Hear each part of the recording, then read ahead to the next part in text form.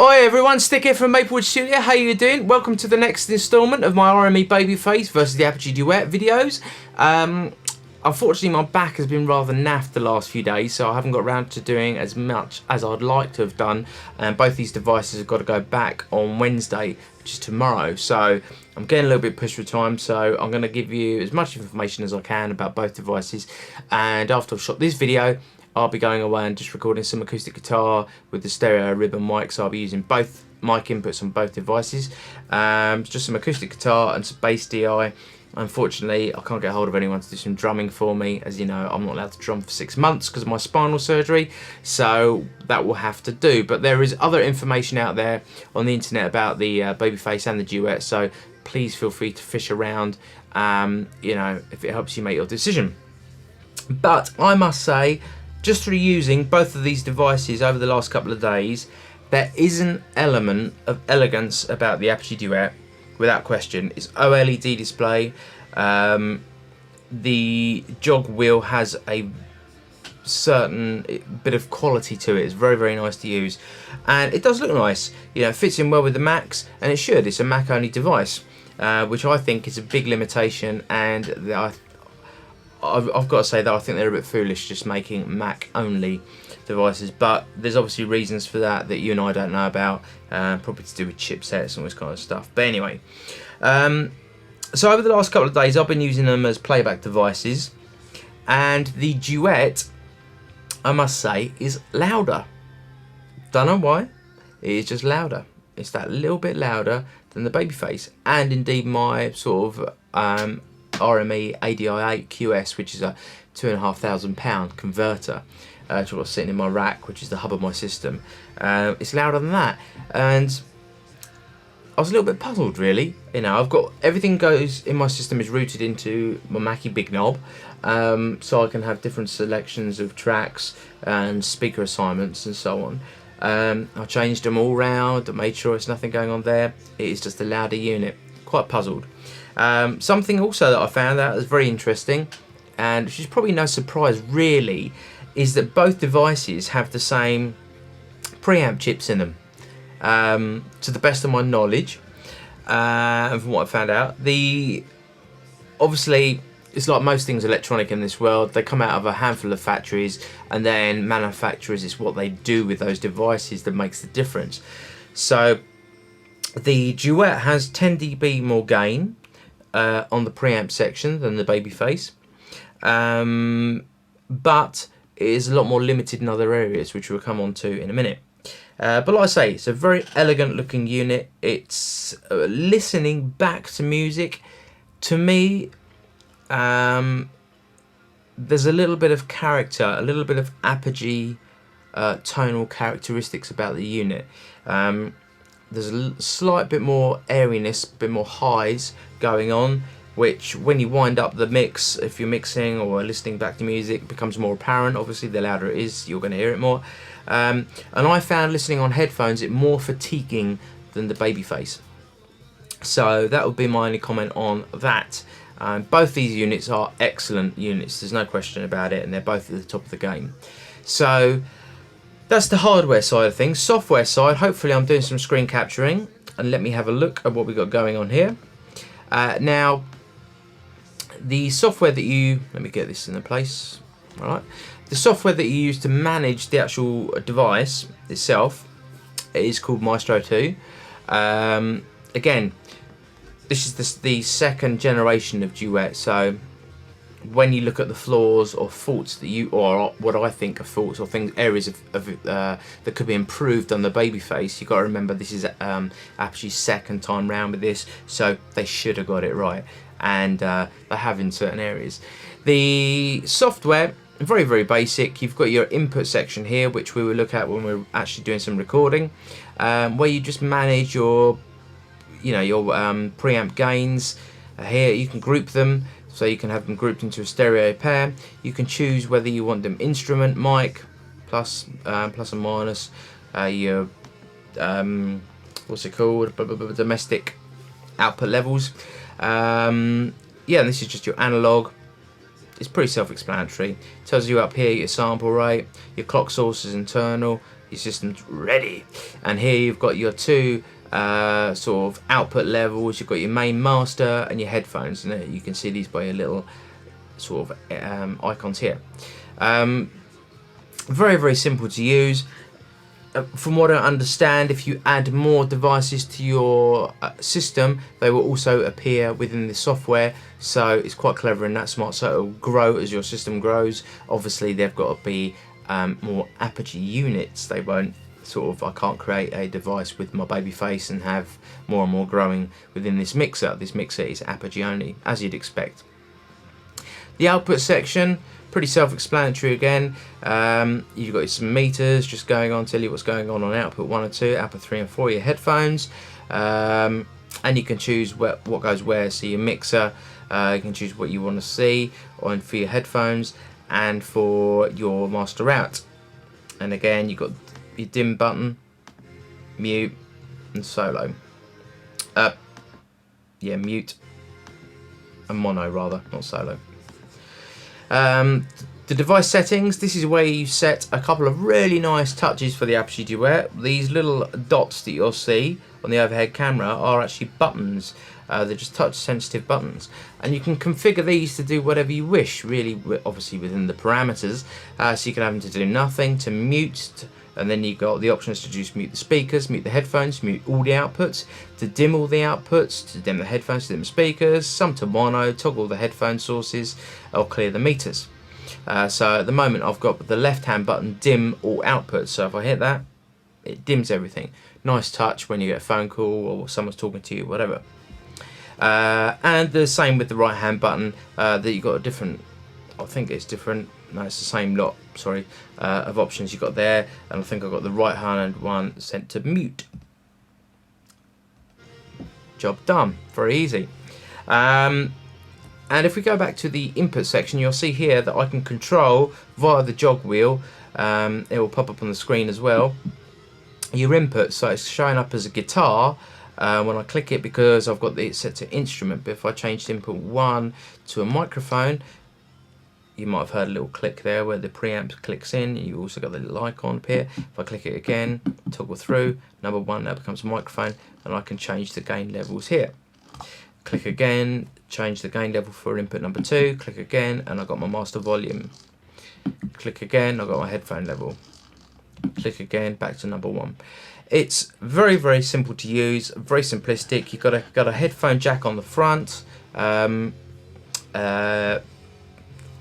Yeah, like I say, lovely piece of kit, very well engineered.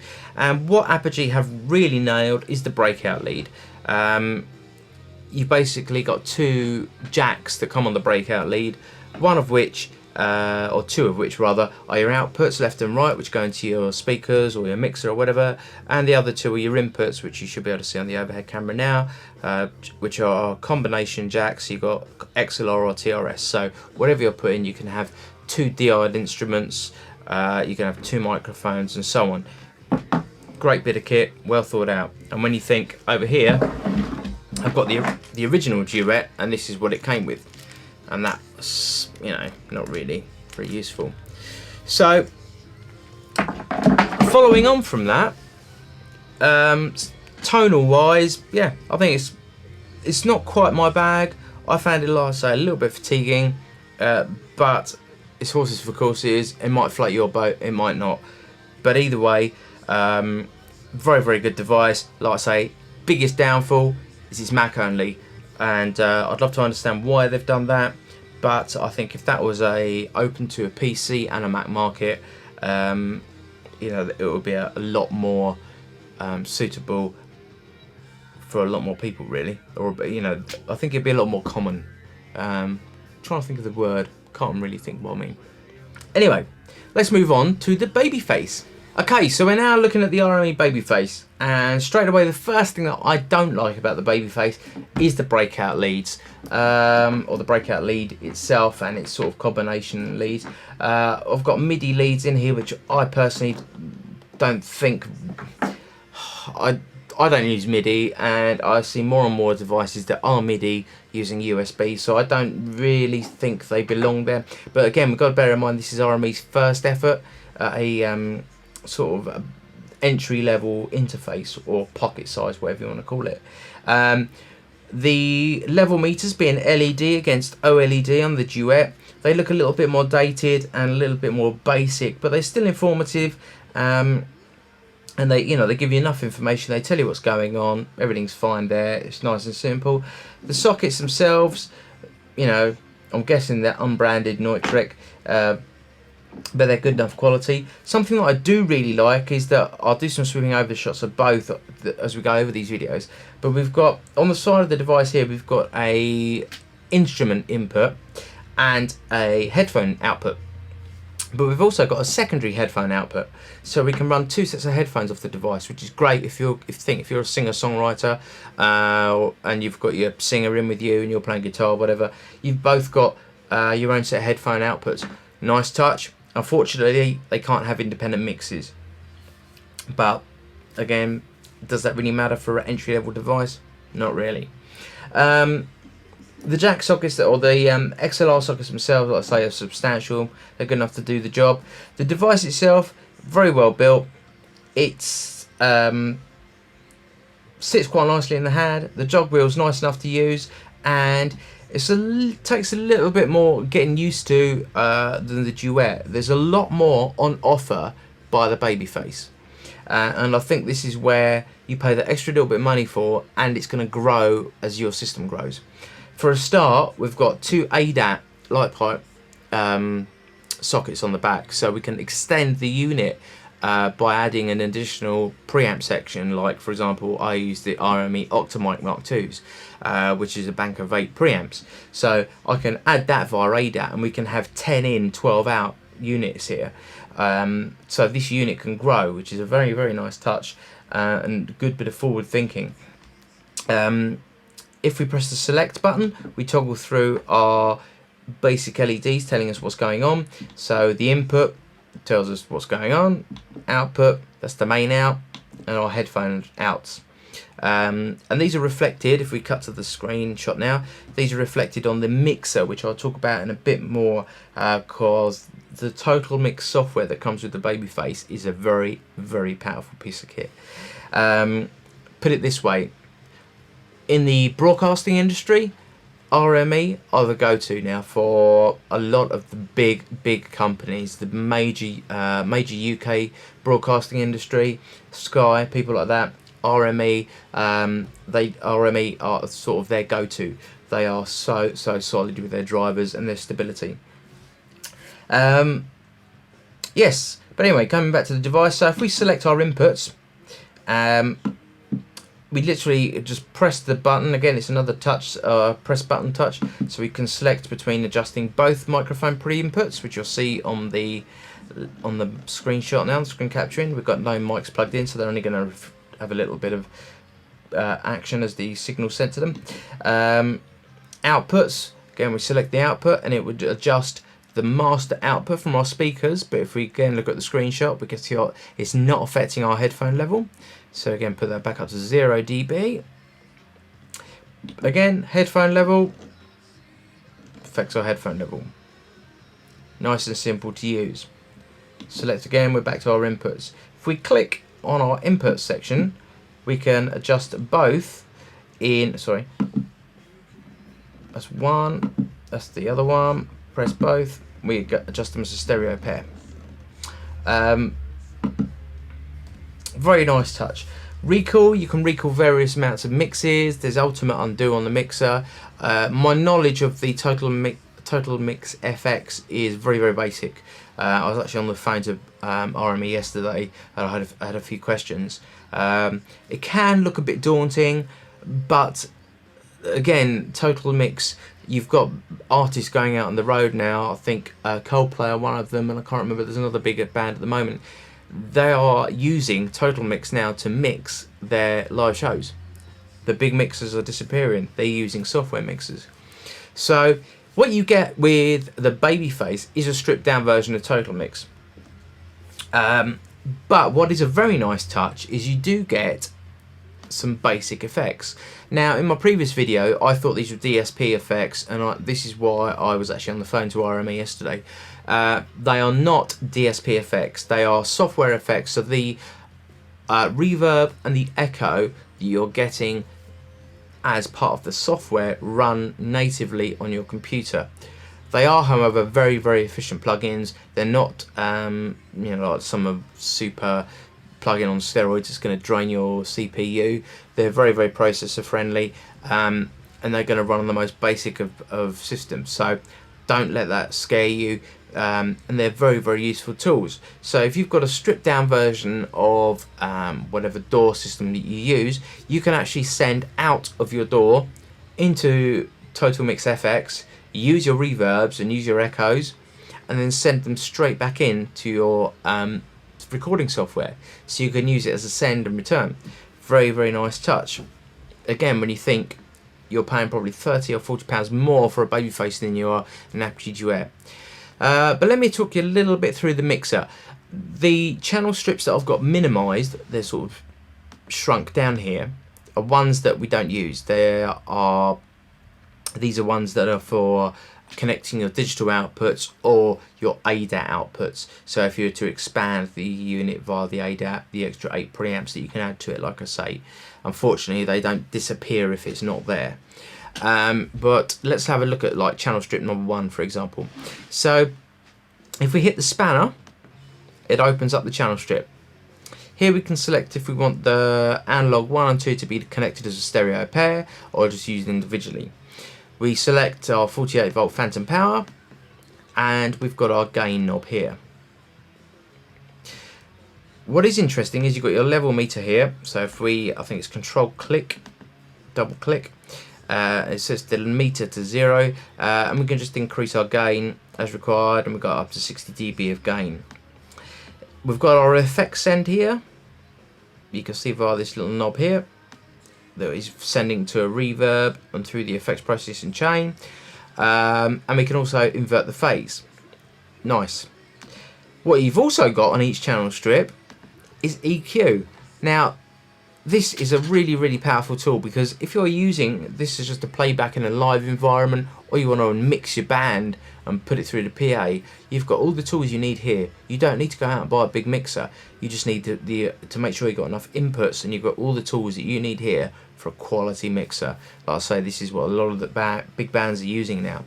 And you've got a very good sounding. Again, I was mucking about with it yesterday. A very good sounding EQ.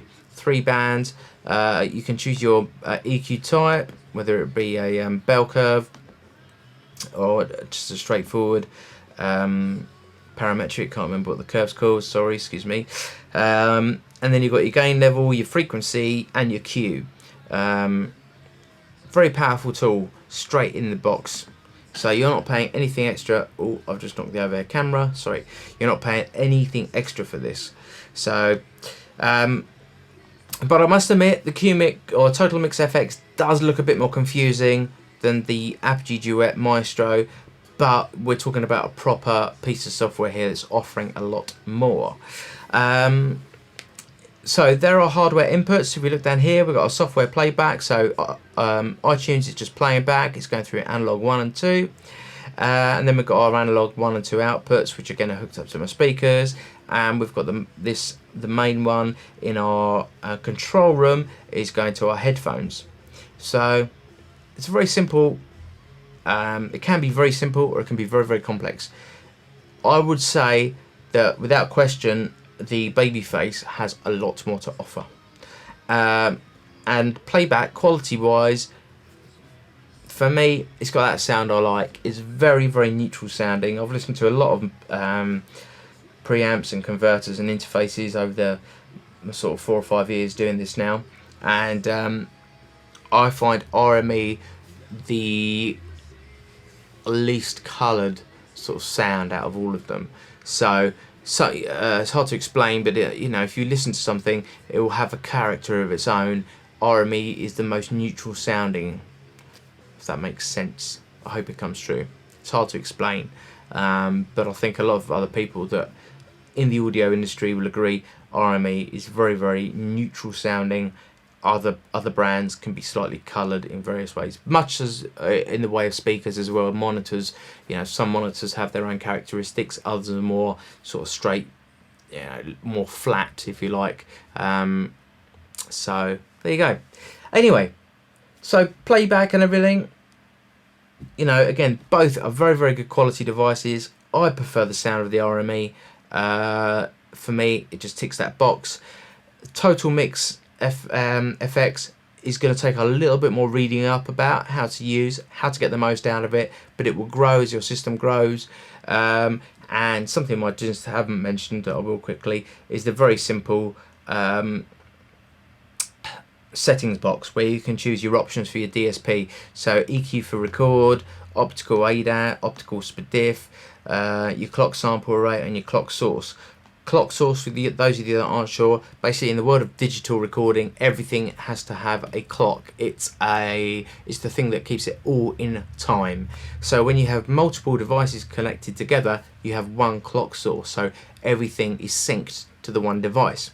So I could create an aggregate device in OS X, but I would have to choose one of these devices to be the clock source. So, you know, it can be very complex, but it's basically each device has an internal clock, or if you have multiple devices together, you have to choose one to be a clock source. So that's all this is saying. Both these devices will record up to 192.